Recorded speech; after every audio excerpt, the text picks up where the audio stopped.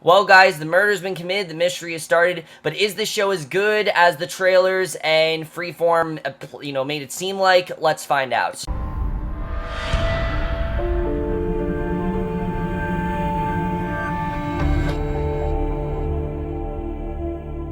Hey guys, can remember the series premiere of the new Freeform show called Guilt. Now, I was really looking forward to the show for several reasons. One, it itself looked very interesting, but two, it really seemed like this was going to be the show that finally gets Freeform where they want to be, because it's clear the reason that Freeform changed their name from ABC Family to Freeform is because they want to market their shows to more adult audiences, and they don't just want families watching, they now want to bring teenagers and adults. They no longer are just making family entertainment, and this show finally seemed like it was going to be that show. They tried with Shadowhunters, that didn't work. Recovery Road kind of worked, although it was canceled.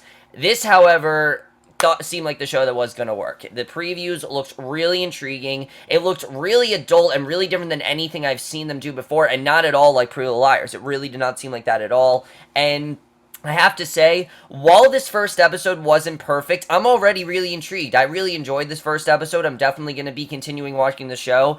I do think this first episode was very convoluted and there was a lot going on, but the things that stand out really do stand out in this episode, and I'll talk about that. But let's just get in this episode because there is a lot to talk about. Definitely a lot was, we found a lot of stuff in this episode, and I definitely do want to get into it. So right away we start off, we see our main character Grace. She's being questioned by the police, but then we flash back 12 hours, and her and her roommate Molly are partying it up in a club. Basically, they're very drunk, they're probably on a lot of drugs, and they invite some of the club goers back to their flats, and there's plenty of drinking and drugging going around while Grace's boyfriend arrives, Luke, and Grace goes off with him, leaving Molly alone. And that turns out to be a huge mistake because later that night, Molly is attacked, killed by an unknown person. We don't know who did it, but Grace walks in with Luke. She sees Molly, she screams, and that pretty much sets up the entire show. Is now we know that Molly was murdered, and the rest of the show is us trying to figure out exactly what happened here, because clearly somebody murdered her. We don't know what happened here, and I thought it was a very good way to start things off because, we could tell right away that Grace was kind of thoughtless here, and that Grace, in general, Guilt is the perfect title, because you can tell that the Guilt is definitely going to loom over Grace, and Grace and her boyfriend Luke then wake up on the roof the next morning. They head down the flat and they discover Roz, Grace and Molly's other roommate, just coming home, and she tells Grace that she and Molly will be responsible for the cleanup from the party. Grace goes looking for Molly and eventually finds her body in the laundry room. There's blood everywhere. Molly's been stabbed multiple times, and Grace just loses it. Just the thought that this is actually happening. I mean, we know that Molly was her roommate, but this episode hints that there was definitely more there. Maybe they were best friends. We're not really sure, but Grace just part of it, she just loses it. She feels terrible for what happened, especially because she turned her back and she went with her boyfriend.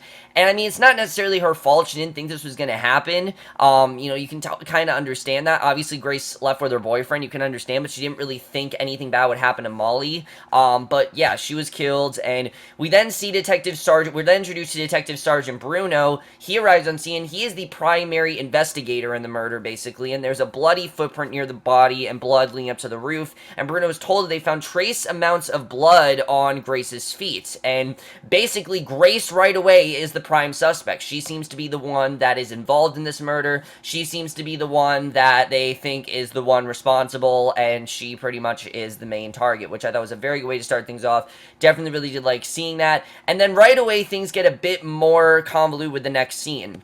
Constantly in this episode, we're going back and forth between what we saw and then back to Grace being questioned. We see Grace being questioned by the police. Grace admits to doing drugs before fooling around with her boyfriend on the roof. They ask if she left the roof at all before finding Molly's body, and Grace says no. She then corrects herself and says she may have gone to the flat to use the bathroom during the night, and the police ask her if she knows where Molly's cell phone is, and Grace implies that Molly was forgetful and always losing stuff, and that's not her fault, that Molly constantly lost stuff. And she then goes into a bit of a rant about Molly thinks she had a stalker who was breaking in and taking her stuff, and she kind of always had this thought that there definitely was someone after Molly, and we kind of get the sense that Molly maybe never listened to her, and Grace always thought that. So I thought that was kind of interesting, that kind of Grace always thought that there was someone after Molly. And the police then end their questioning, and the prosecutor confronts Bruno about going easy on Grace, because clearly Grace isn't anyone bad. Grace is someone that clearly feels bad. She's definitely hurting a lot, and she clearly doesn't believe Grace's story and wants them to get this right. Definitely, you can definitely tell. you know, they don't really believe Grace's story. I think that definitely was very interesting that we saw that. And basically, we then head back to the States where Grace's sister Natalie is preparing for a court case. And Natalie already is probably one of the most intriguing characters we get introduced to here. And Natalie's a prosecutor, and she's really good at it. Her boss is very impressed with her latest work that he assigns her to another case right away. This is before Natalie can focus on her new case. She gets a call. Now, before Natalie can focus on this new case, now we knew obviously this was like a rape case or something like that. I don't really know. But before she can focus on this new case, she gets a call from Grace, and basically Grace tells her everything that's going on. She needs Natalie obviously to help her. And later that night, while the police are learning that Molly was stabbed 17 times, Grace and Luke are busy having comfort sex. The police are also told that Molly was pregnant. So that was really interesting. They're kind of wondering if this was a rape, if there was any traces of semen, what could have happened there. Because again, Grace has no idea really what could have happened there. I think that's really interesting that we found this out. So right away, there's clearly a lot going on. As I said, definitely there's a lot going on here, as you can tell.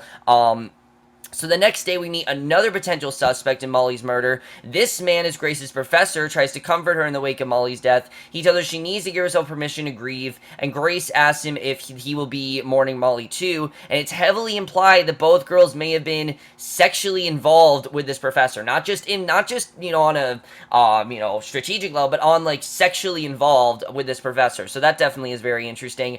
Did we really need to know this in the first episode? No. This is kind of the example, I think, of what the first episode does a little bit too much. There's a little bit too many introducing this character, you know, it's very much that kind of pilot, and it didn't exactly work, unfortunately. But Grace is then on her way to Luke's place when she thinks she spots someone following her, and she makes it to Luke's flat, but is clearly upset by the incident. Now, obviously, she knew that Molly might have had a stalker, and now she's kind of thinking the stalker might be after her. Luke managed to convince her that they should go stay with some friends of his in Paris for a few days, because that might be the best place to go, is to get away from there, because obviously this isn't really working for her, and they might need to go away. So that was definitely very interesting, the way that that was set up. So while Grace and Luke are hanging out of town, the prosecutor finds Bruno, shows him video of Molly rubbing up against Luke the night of her death, and the prosecutor wonders if Grace knew about her boyfriend's relationship with Molly, because clearly they were both involved with, Luke, but Bruno thinks the video is more evidence of Luke as Molly's killer. Now, I will say, Luke is the one character that comes across as very shady in this episode. Just something about him. He seems really shady, and he seems convinced that only a man would be able to kill someone so brutally. Bruno decides to bring them both back in for questioning, but when they arrive at Luke's place, they learn that he packed a bag and left with Grace. So, basically, he's now left. There's no way they can question him, and already it seems like he definitely is trying to get away from this case. Now, also, it kind of seems like he's trying to get his girlfriend away from the case, but also just knowing that he was involved with Molly and knowing that he is a man, something about him, he's the one character that I think is probably guilty for the murder. I feel like he definitely is the one that killed her. I just feel like it would make sense if, Luke was the one that did this. Out of all the characters, he seems to be the one to me. So after arriving in London, Natalie heads for Luke's place since that is where Grace said she would be, and she's surprised to find cops everywhere and her sister MIA, and once she identifies herself, she's told that the police want to ask Grace and Luke some questions. Natalie assures them of Grace's innocence, basically, that, there's no way that Grace could have done this, and that Grace is definitely innocent, but the prosecutor wonders why an innocent person would just suddenly go on the run, because that makes them guilty, and I've heard that in many times in shows before, that if, anyone goes on the run, that just makes them automatically a target. And Grace and Luke, though, they do not get very far at the train station. They're caught immediately by the police, and they don't really get far at all, even though obviously Grace wanted to leave, they don't really get that far, as you can tell. So right away, they're caught by the police. They can definitely tell there's something else going on. And Bruno then questions Luke about his artwork, art that is reminiscent of blood splatter patterns, which is really weird that he paints that, and his relation with Molly. Now, we know that obviously there were bloody footprints, so maybe that could be part of that, but Bruno confronts Luke with photos of Molly grinding up on him at the club the night that she was killed, but Luke claims that they were just having fun, and that she was just a bit tipsy, and that's all that was going on. But for all we know, he could have drugged her. He could have gotten her drunk. I mean, we really don't know. He could have been a roofie in her drink. I mean, really anything's possible there. And Bruno accuses Luke of trying to have sex with Molly that night and killing her when she rejected him. That's what he feels is going on. That's probably what could have happened, and Luke insists that he never left the roof that night, that he was with Grace the entire time. But remember, Grace doesn't remember all that happened, so Grace is not the most reliable, source right now. She doesn't really remember everything that happened because she was so drunk that night.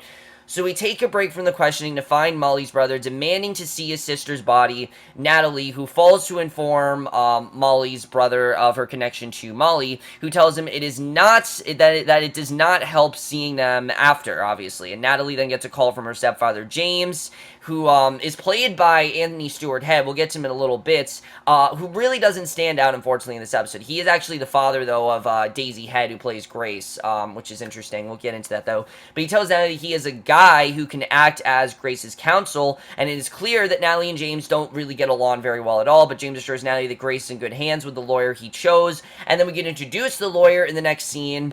Probably one of the highlights of this episode is getting introduced to our lawyer, Stan Guttery, who is played by Billy Zane. This guy is awesome. I love his character. Probably one of my favorite characters introduced in this show. He's in a very weird scene that involves him trying to lure in a squirrel, but being interrupted. And now we don't know what's going on. He's trying to, like, lure in the squirrel. He's literally talking to the squirrel, and he's interrupted by his neighbor's loud extracurricular activities, or obviously having sex. He informs them that she doesn't keep it down. He will let her husband know how she spends her time when he was away, and it's kind of a funny scene, just the way that he's forcing her to keep it down. He's like, you know what, I'll tell your husband what's going on. It's really funny overall. You can already tell this guy's very negotiable, and when Stan gets a call about the case, Grace is questioned by detectives. They eventually get her to admit that she and Molly occasionally fought, but she claims it was over stupid stuff, and, you know, all friends fight. That's how it is. All friends fight, and you know, she's saying that it was just really just stupid things, and it really wasn't anything that big of a deal. But the prosecutor then asks Molly if they ever fought over a guy, but the interrogation is interrupted when Stan arrives and ushers Grace away. So basically, she's not able to answer that question because Stan then arrives. Natalie eventually does track Grace and Stan down. Stan tells Natalie that he gave Grace something so she would sleep, and basically, Natalie confronts Stan with the knowledge that she is aware of why he is because this is something we found that's very interesting, basically. Stan tells Natalie that he gave Grace something so she would sleep, because obviously she needs to sleep. She's dealing with a lot right now. But now they confront Stan, and we find out something else going on with Stan, with the knowledge that she is aware why he's no longer allowed to practice law in the United States. Now, apparently he decided to literally piss on a judge's dinner. Now, why he did this, we don't know, if this was because of a personal reason, or if he just didn't like the judge's ruling, but clearly there's something going on. And this guy clearly is very eccentric. You can definitely tell. Stan is a very eccentric lawyer. He's not your typical lawyer, and I like that. I like that he's a bit odd, and it does make him interesting character. And it doesn't come across as silly. I think some people think this come across as a silly, but no, it just is interesting to see why he would do this. Well, why did he pick this choice necessarily? So Stan tells Natalie that if she's really interested in helping her sister, she will tell Grace to keep her mouth shut while he spins a story about her reason for trying to flee the country. Because basically, you know, if she says anything, it could make Grace look like a suspect. Remember, Grace is the prime suspect right now. Now, Luke, I think, is really the real prime suspect, but they seem to think that Grace is the one that's heavily involved, and because of that, Natalie has to be very careful with what she says here. So, she has to spin a story about her reason for trying to flee the country, because obviously Natalie wasn't there for a reason. And because of that, I think Natalie's really the only character introduced in the episode that isn't at all a suspect. I think we definitely do get that sense here. But I thought that was definitely very interesting. That was a very good introduction to his character. And the prosecutor then witnesses Molly's brother's viewing her body and seems how distraught he seems. She also overhears him telling his sister that he will make whoever did this to her pay. She tells him that he should let the system do its job and promises that even if he doesn't trust the system, he can trust her. And no matter what happens, you know, he's going to be able to trust her. And when Grace wakes up, she's relieved to see her sister. It's just such a relief for her. Grace says she can't believe any of this and assures Natalie that Luke would never hurt Molly, and it is definitely not Luke that is responsible. So I thought that was definitely very interesting. And right away, you definitely see these two sisters have very good chemistry. We'll get into that when we get into acting, things like that.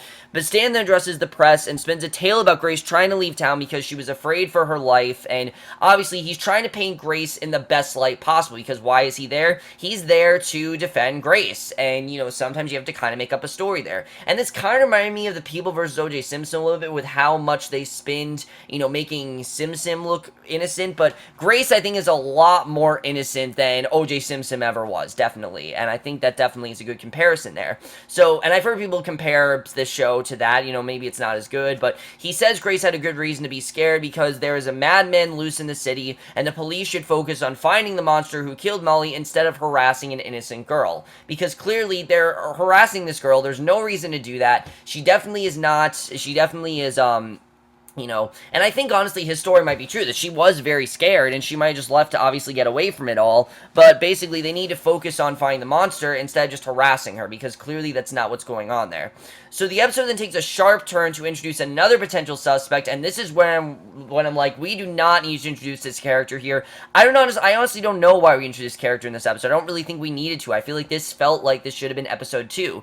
We see the man, who we later learn is Prince Theo, is shown a sex club, but he does not enjoy his experience. He tells someone that he does not wish to see this particular girl again, and when asked if there was something specific he did not like about the girl, Theo responds that she wasn't Molly. So apparently, Molly clearly had ties to the sex club too, which is very interesting. So that's kind of interesting that we got introduced to this sex club. I don't really know what we did in this episode, but we just did. And Molly and Grace's roommate Roz also has ties to the sex club, and we learned that this after she convinced the girl she slept with to take on a new job that could make her stupid money. And later in the episode we see Roz take this girl to the same sex club that Molly was a part of, and basically, that's what's going on there. So Luke gets released, heads to see Grace. He wonders how she got released before he did. She tells him about her lawyer. He thinks Grace must have told the police something for them to question him so long. Grace tries to get Luke to come down, but Luke is convinced that the cops are going to pin Molly's murder on him. And again, he just is really shady. I don't trust this guy. The way he talks to Molly, the way he acts around, the way that he talks to Grace, the way he acts around her. He just doesn't seem very trustworthy. And I get it that obviously it's her boyfriend. She doesn't really think he's a bad guy. Maybe he hasn't done anything necessarily to her. But I just feel like he has this inner rage. And maybe something happened with Molly, that something came up and, he just lost it. I really just feel like this guy, out of all the characters, is the most possible suspect out of everyone right now. Really, he's the one that I'm like, I'm pretty sure this guy is the one responsible. I'm not 100% sure, but I feel like he definitely is very possibly, quite possibly, and I think definitely very close to, I think, the main suspect in this murder, based on scenes definitely like this. So Natalie then stops by Grace's flat to pick up a few items to make Grace feel a lot more comfortable, because obviously Grace doesn't feel comfortable where she is. Bruno allows her to take a few things from the crime scene. One of those things is a scarf that Natalie claims is Grace's, but while Natalie did recognize the scarf, she thinks it belongs actually to their stepfather, James, and she apparently gave James a scarf just like that one as a present, and apparently James is their stepfather, their real father, they don't really remember, and basically their real father was a lot better apparently. She apparently gave James a scarf just like the one as a present, and Grace says the scarf belonged to Molly, and Natalie confronts her stepfather about why Grace's dead roommate has his scarf, because that's obviously really weird. Why did Molly have his scarf? And she wants to know if James had anything to do with Molly's death, but James insists that he's been in Amsterdam all week, and something about him, he's just really vague about it. He makes a very sly comment, and I know a lot of people said he doesn't have a lot to do. I feel like that was intentional. I feel like that kind of is supposed to make us think, maybe James is responsible. Who knows? We don't know if he was in Amsterdam all weekend. We're just getting into his character right now. So honestly, James sounds like he could even be a suspect. Just the way he's talking, it seems like he could even be involved. So back at the crime scene, Bruno notices a stuffed monkey missing from Molly's room. He wonders if Grace was telling the truth about Molly's stalker, and if the person broke in again to steal the toy. He has a theory that the killer climbed down from the roof and used the window again to the flats, and Bruno's colleague thinks it is more likely that whoever killed Molly was at the party that night. But Bruno is going to work every angle until he finds out who killed Molly, because he is convinced that they still don't know everything, that definitely there's more to this than they think. So the press eventually gets wind of some damaging information about Grace. This information also points to another possible suspect in Molly's murder. Apparently, Grace had an affair with her married professor, and there's a video of her slashing his tires. And the press implies that both Grace and Molly were linked to the professor, and maybe Grace killed Molly to eliminate a romantic rival. That could be what it is. That it's just a jealous girl. So, even the character, what's her name? Gwendolyn even says, never underestimate jealous girls. It could very much be that. So, I think that part, I don't really know about that. Maybe that just goes a bit too far into it, but Natalie then asks Grace straight up, because she needs to know this answer, if she had an affair with the professor, and Grace claims it only happened a few times, and she didn't know that he was married. So, Natalie then asks a tough question, did Grace kill Molly? Because that's the big question right off the bat, and Grace is saying that she didn't, express her horror that her sister would think her capable of such a thing, and Natalie hugs Grace, apologizes. She knows that Grace wouldn't hurt Molly.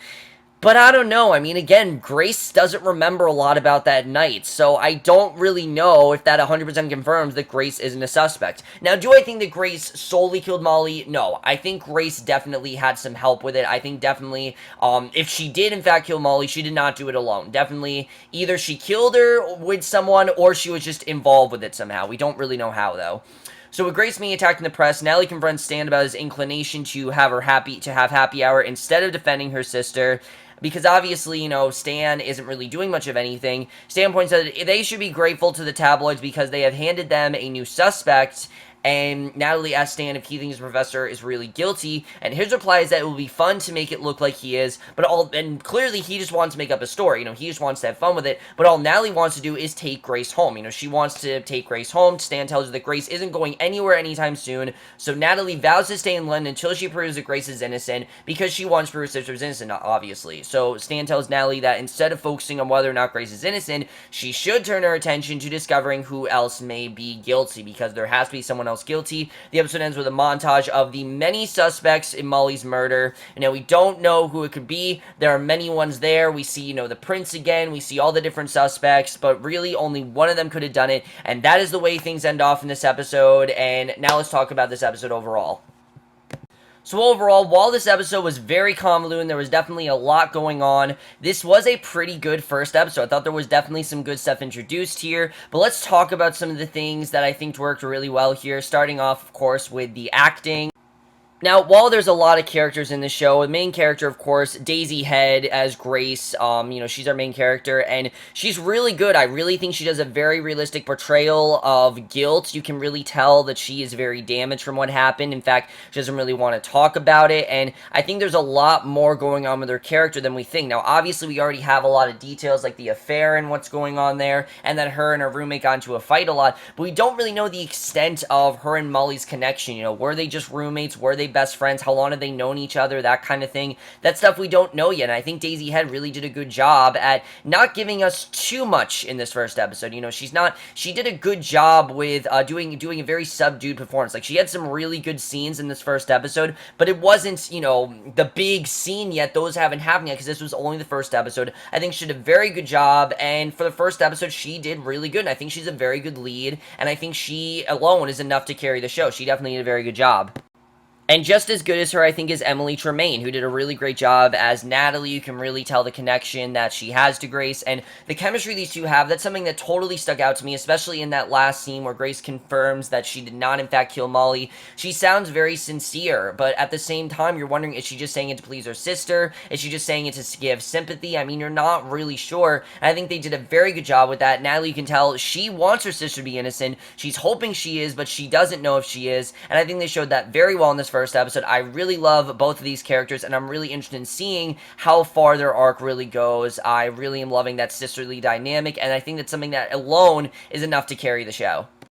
However, probably the standout of this show, this should come as no surprise, is Billy Zane as Stan. I love this character. I mean, he's funny, he's eccentric, he's really off, and I think he did a really great job in this first episode. You can tell that he's not really involved in telling the truth. He kind of just wants to have fun with it and basically do his own thing, and I think he's doing a great job with it. You can tell he's having a lot of fun in this show. I really love what they did with his character. You can tell he's probably going to stir things up for Grace. I think he's definitely going to cause a lot more trouble than Natalie initially wants him to, but you kind of have to do that. I mean, she's already heavily involved. He needs to get her even more involved, but clearly he is going to try to make her look as innocent as possible, while in turn trying to frame the professor, which we'll have to see if that actually does work. I don't really know if that's going to work. We'll have to see how that all goes, but I really did like his character. I think he's a lot of fun, and you can definitely tell that out of all the characters, he is the one that is having the most fun. I mean, not the entire show needs to be serious. It is a serious show, but he's not taking it too seriously at all, and I do like that. I think he's having a lot of fun. I'm really interested in seeing more of his character, and also why he obviously did what he did to that one judge. Why would he just urinate on that judge's food? We don't really know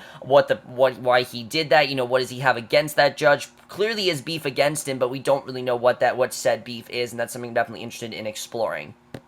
Now, unfortunately, because we're so heavily focused on Grace and Natalie, and that was our main focus in this episode, characters like DS Bruno and Gwendolyn just don't really get, I think, their big moment in this episode. Now, Christian Solomino, he definitely seems like he can do a very good job, as does Naomi Ryan. I just don't really think they got their big moment here. Now, they weren't necessarily bad, it's just their characters overall just didn't really get their moment. Neither did Kevin Ryan as Patrick. I don't think he really got his big moment either. Those are some characters that just didn't really get their big moment in this episode. I think because the show being a bit convoluted, they didn't really get their moment. But someone who definitely does stick out to me is Zachary Fall as Luke. This guy is shady. Out of all the characters, he's the one that just seems a bit off. He seems like he could be the one that is in fact responsible, and I just don't really trust him. Something about him I just don't really trust, and I think he definitely could be the one involved in Molly's murder. And that's pretty much it for the acting. You know, Roz and Prince Theo, again, these are two characters that, Prince Theo don't even need to be introduced in this episode. I don't really know why he was introduced. I think he should have been introduced in the second episode.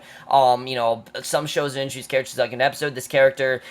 This episode clearly felt they introduced every single suspect, and I don't really think they needed to. I think we could have focused on Grace and Natalie and Luke, and that would have been enough to carry the episode. But I do think because that the episode was a bit convoluted, the writing isn't bad in the show. I think the writing here overall is good. I just think there's a bit too many fragments in this first episode. And I think those fragments will eventually turn into legit storylines, but right now I think there's just a bit too much going on. I hope they trim things down. I hope that a lot of these things that feel separate aren't separate after these, 10 episodes end, because I really do hope this show is very good. I really do like the stuff that we're getting that's really great is great. Like Grace's stuff I think is really well done. I love what we're getting with Stan. That kind of stuff I think is really good. Our two detectives though, like Bruno and Gwendolyn, just don't really stick out. They kind of seem come across as wooden. Anthony Stewart Head especially is not very used much in this first episode. I'm sure we're going to see more of him, but right now he's not really shown a lot, so that's definitely interesting. But the writing here isn't bad. I think the writing overall isn't bad in this first episode. It's just not,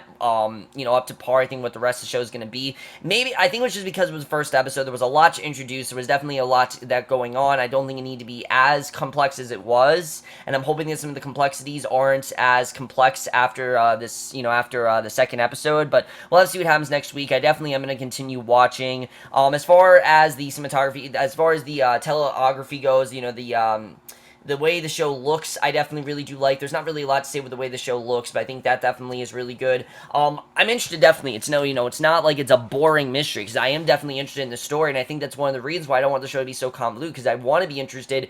I want to be invested in what's going on. It is very interesting. Now, a lot of people said it is based on the Amanda Knox murder, but they already said that there really isn't much of a connection towards that. I think a lot of people are just assuming that, so I'm not going to say that this is based on a true story, because it's not. The writers even said to not even think it's based on a true story, because it's clearly not. I think that definitely is very interesting.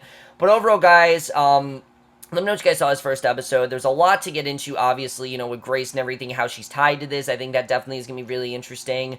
I think the show very quickly edited, definitely. I think they could have maybe slowed things down, because this was a very fast-paced first episode, and I kind of want things to slow down, but definitely I will say that I think things were a bit fast. I want things to slow down. We'll have to see what happens, though. But let me know what you guys thought of this first episode. Love to hear your thoughts on it. I overall really did enjoy this premiere. I am probably going to continue to watch this show, and I will see you guys in my next one, which will be for Unreal, and I'm sorry you guys didn't get to review this episode last night. I wanted to. I ended up falling asleep because I had a really long night. I had like a choir banquet for my choir and everything, so I went there, and then I came home, and I was going to watch Guilt, but then I fell asleep while I was watching it. But I will see you guys in my next video, which will be for Unreal, and I will see you guys for that. Now, there's a lot of pilots actually to get through this week, so just bear with me. I know there's a lot to get through. I'm going to try to get them out as much as possible, but I don't know how many actually will get out, but I will see you guys for that. Okay, bye.